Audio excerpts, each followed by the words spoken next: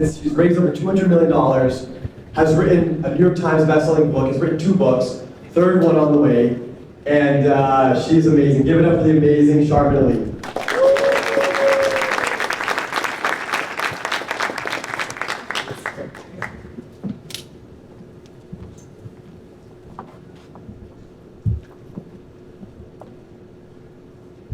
Picture this. It is 6:30 a.m. in San Francisco. Sunlight entering through the blinds. I don't see the skyline. I don't see the Facebook office that I usually do. I see a heart rate monitor. And I hear the beeping of machines. And that's when I realize I'm in the ICU. A few moments later, a sharp-looking doctor walks in. Crisp demeanor, an immaculate-looking suit, with his name written, Dr. Patel, who could very well moonlight as a Bollywood villain, walks in, walks towards me, flips through the chart, leans in and says, Sharmin, you just suffered a minor cardiac arrest.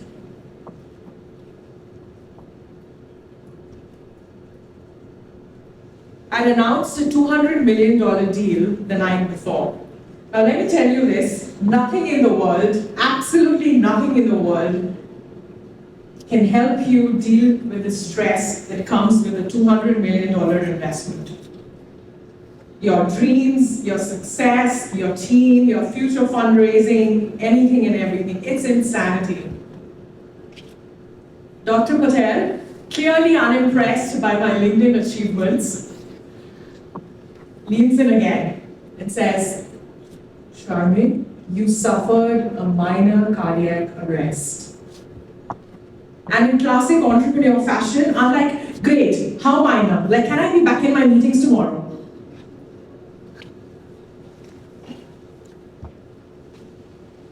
You don't get it, do you? Your body is telling you that you need to stop, else you won't have very long to live. And then he said something which was so mind-blowing that it changed my life forever. He said that you're trying to receive too hard. But the problem is that you cannot receive with a clenched fist. You need to let go in order to make room for the universe to give you more. And boom! That hit me harder than a Series A rejection email.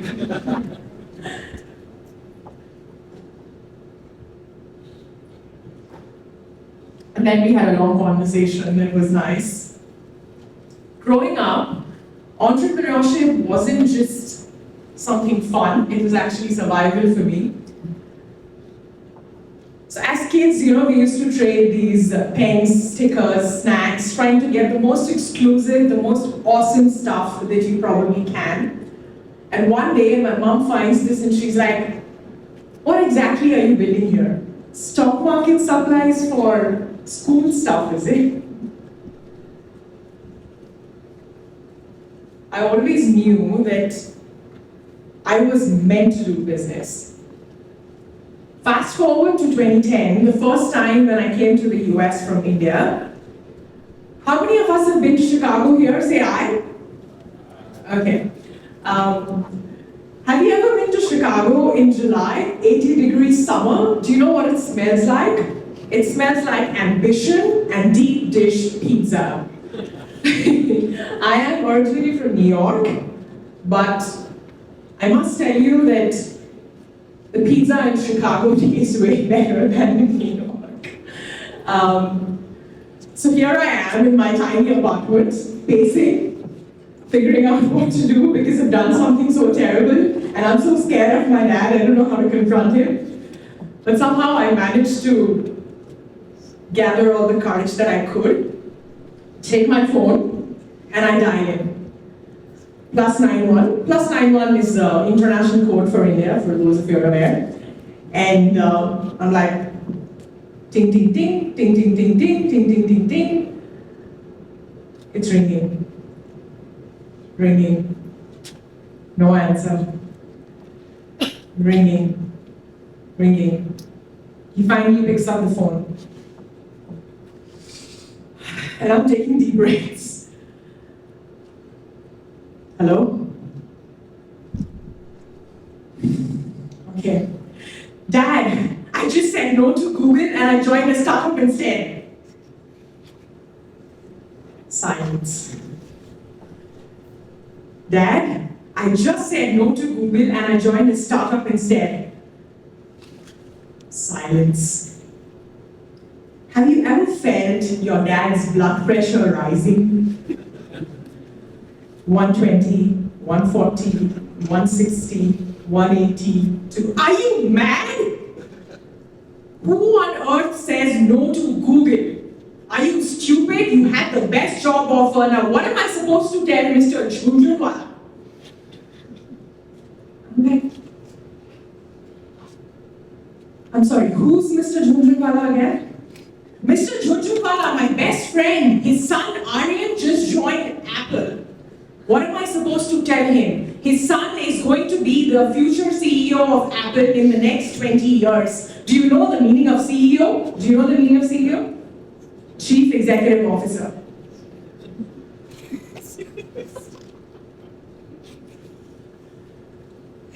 But Dad, no but me. Your friends are going to get married and they're going to buy Ferraris, they're going to have wives and kids and apartments. At best, what you're going to do is sell hamburgers on the streets of Manhattan.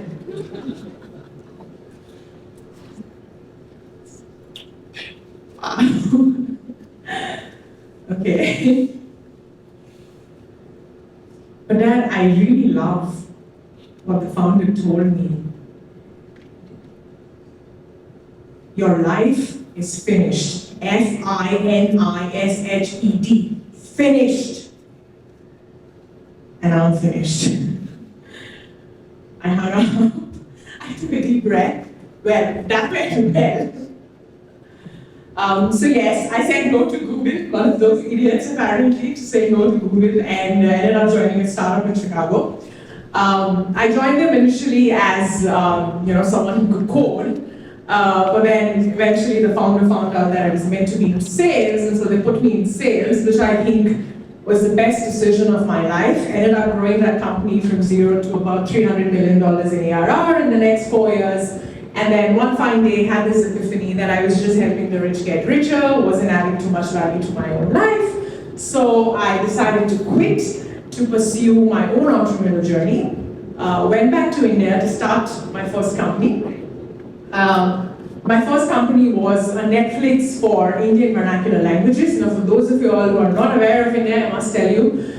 So India has about 1,000+ languages, but the Constitution of India recognizes, I think, around 34 official languages.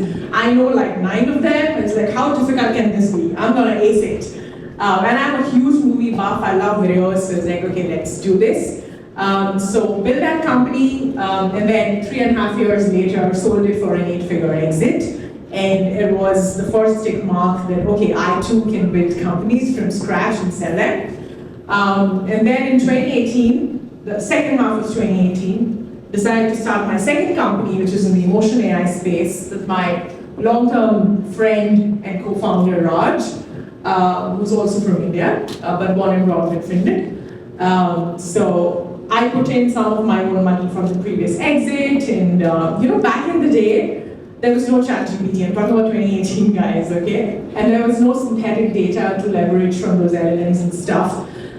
So we had to build something of our own, right? So Raj was like, Sharmin, listen, I know you've invested a lot of your own money, but then we're gonna need more, NLP engineers are so expensive, you can't be doing this.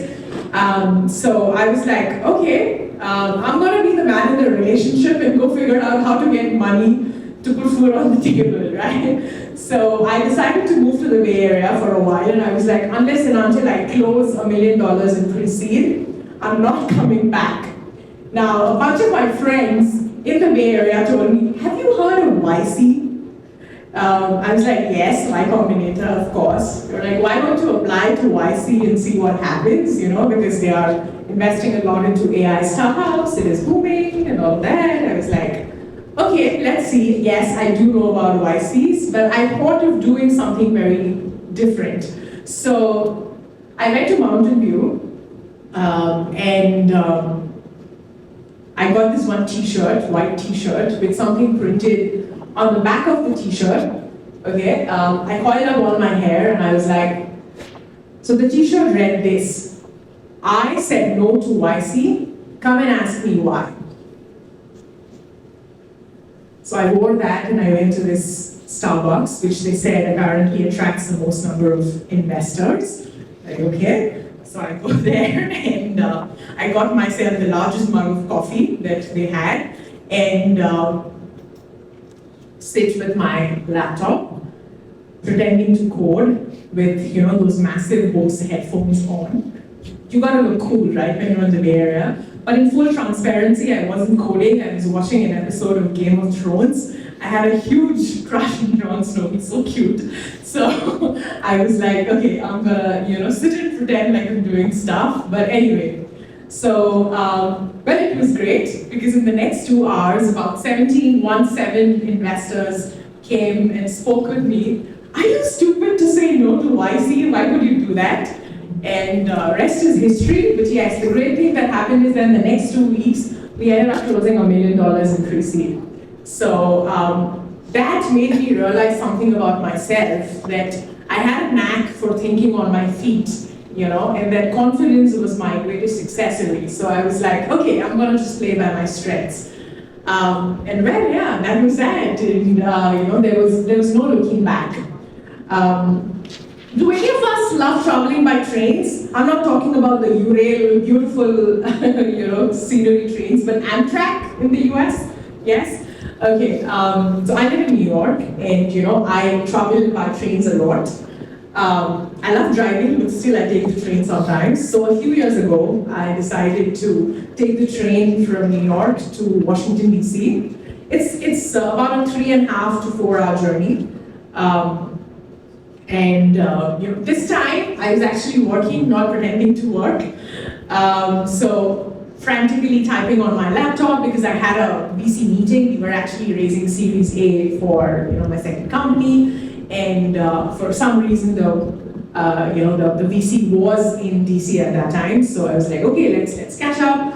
I was rushing through my numbers, want to make sure that my forecast model, my numbers are all right, my pitch is correct. I should have all the answers to all the questions and everything.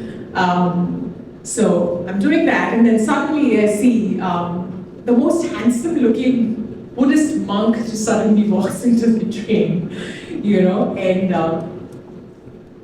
some people, they just have this incredible aura about themselves. They are so positive, they're so calm that you just want to be in their presence for a little while. So he comes and sits there. Now I am someone who's dancing in chaos, right? And he's someone who's so peaceful. I was very jealous of that very calm face. Anyway, he had that maroon color robe on with beads around his neck and in his hands. And I saw him, I was like, okay, maybe I can chat later on. And then I'm back to my laptop, inhaling coffee like oxygen. A few moments later, he actually comes up to me and he says something incredible. You live in chaos, right? I'm like, excuse me, what? You haven't made peace with impermanence. By now, I am convinced this man is an AI-powered surveillance human bot. Like, what? Can you please explain it to me in simple layman terms? So he's like, in Buddhism, we have 2 principles: impermanence and dependent origination. Okay, layman terms. In Buddhism, there are 2 principles: impermanence and dependent origination. Okay? Impermanence, meaning everything changes. Dependent origination, everything is connected. The problem is that we fail to accept this, hence we suffer. That was the bottom line. So I was like, are you telling me my Google Calendar is ruining my life? And he's like, no, your attachment to certainty is ruining your life.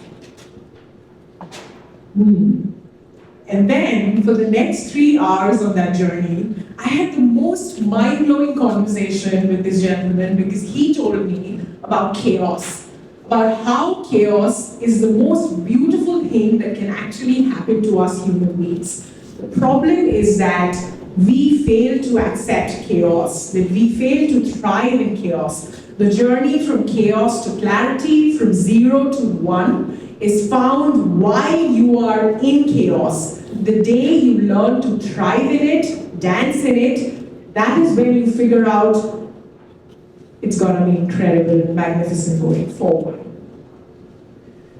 Anyway, that was that, and it gave me a lot of perspectives and lessons about life. But I want to tell you this, that yes, I've built a bunch of companies, raised a ton of money, sold them, and then had a number of employees and made many lives.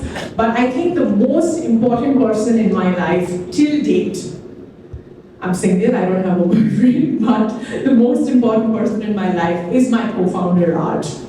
And the reason I'll tell you this is because, yes, I've been the face of the company, I've been all over, but he has truly been the backbone of everything that I've done, and I'm so, so grateful to him. And yes, he's grateful to me because he married my school friend, so he owes it to me for life, and I shamelessly leverage that. And yes, he's an even bigger feminist than I am, so good for me and for his wife. So the other day, we were having a conversation about AI. Now, Raj and I, whenever we talk, which is almost every other day because we are co-founders, we have some very meaningful, deep-rooted conversations. This time, the conversation was about the future of AI. So scary.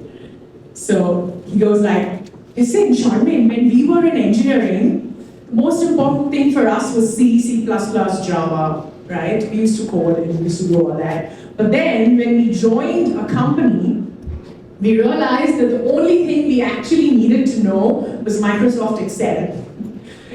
So all we had to do during engineering was get Microsoft Office and nail it, and then we could have just done so well in our college. But that was over 10 years ago. Cut to now, in engineering, what is really important is to learn how to be a great ChatGPT prompt engineer, right? And you need to keep yourself abreast with all of the recent technologies when it comes to AI. Yes, of course, there's one perspective where people say that AI is taking over all your jobs, you're going to be redundant soon if you don't learn it. But I must tell you one thing, that about 30% of my work every day has been automated, completely taken over by AI. And that 30% of the time I'm actually dedicating to looking after myself. And thanks to tech. So yes, there are multiple ways of looking at it, but it's important that you learn all these new tech, right? And then we spoke about Black Mirror, and we spoke about AGI and what's happening and what's going to happen. It was so scary. I was scared as hell, and then I went to sleep. I had a dream. Picture this. It's a dark room. And I see a robot coming towards me. Think Terminator, just great customer service, okay? This robot, it walks in, and he's like, Sharmin, your time is done. The AI overlords are taking over. But can I please finish my keynote? No, your time is done. We are taking over. You have been rendered obsolete. But I have 15,000 LinkedIn followers. We have 15 billion. You are done. You are so mediocre. Mediocrity is the only thing. No, I'm gonna fight you. You are mediocre. No, no, no. And then I wake up and I'm so scared. I'm like, are you serious? AI is taking over? But this robot taught me something really important in my dream. Mediocrity is the only sin. So if there's that one thing that I want to leave you guys with, then that is this one thing that, be it raising 200 million, or be it suffering a cardiac arrest, or be it meeting a Buddhist monk, or getting traumatized by my AI dream, one thing that I've understood about life is that you have to hustle, you have to make peace with chaos, because mediocrity is indeed the only sin. And the only thing that you can do is just keep going at it, just keep at it. So last night, I actually called my dad. My dad is the most interesting person in my life. So I called my dad again and I'm like, Dad, you know what? I'm going to be delivering the closing keynote at the Gainesville Tech Week in Florida.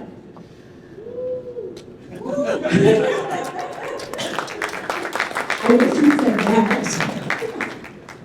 But my dad says, you've built and sold 3 companies, you've raised so much money, you had 10,000 employees, and now you've decided to be a stand-up comedian? What a waste of a life you have. Thank you so much. That was my time. Thank you so much.